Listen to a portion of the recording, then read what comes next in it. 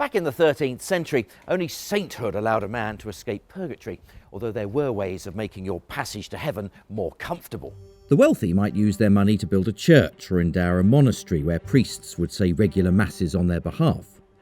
A more pragmatic person would found an establishment that would provide both spiritual and physical comfort for the poor, who were encouraged to offer prayers for his soul.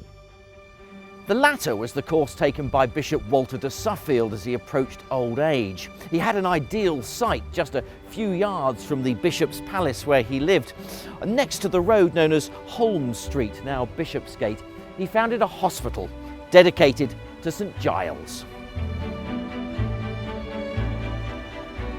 Much of the land here belonged to William of Dunwich, one of the city's wealthiest merchants, and the bishop persuaded him to donate the riverside meadows to St Giles Hospital, completed in 1251. The statutes for the hospital were set out by the bishop, including the employment of the master and priests to oversee its operation. The first master was Sir William de Culthorpe. The 65th is Kevin Palat. And had you been inside the Great Hospital previously? Not at all. I'd never even heard of it, like a lot of people in Norwich. Well, now we're inside the church. This is not the original building of the Great Hospital. The original building is now destroyed. The only bit of that that exists is the porch out onto Bishopsgate. This church is built in the 1300s. It was an enormous church, 198 feet long, walled up at the Reformation, and we're now left really with the central piece here, although there are other parts of it that maybe we'll go and see later. The church, as you can see, is dominated by a copy of the Transfiguration by Raphael. The original is in the Vatican.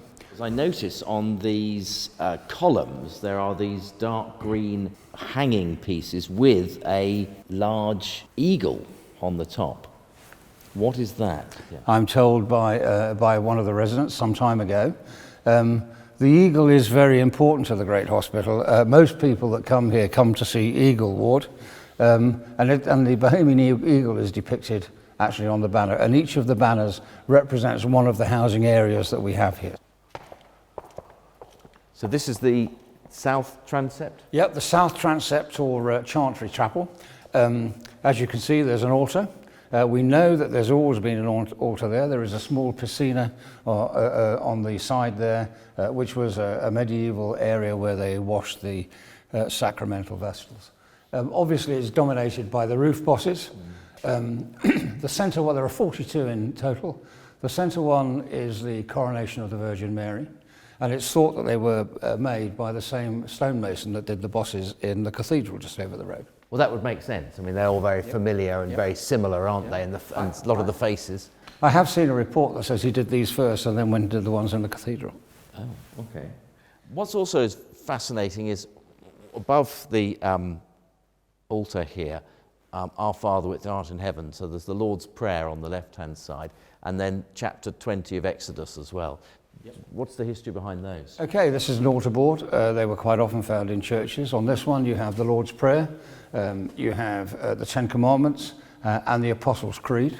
It's thought that these things were put up because people needed to learn to read. They knew the words and they could actually follow the words on the screen. And I'm interested that obviously there's been 64 masters before you, you're number 65, and quite a few of them are buried beneath us and also plaques on the wall. Yeah, a great many of them. There are lots of masters here, lots of memorial stones and on the wall.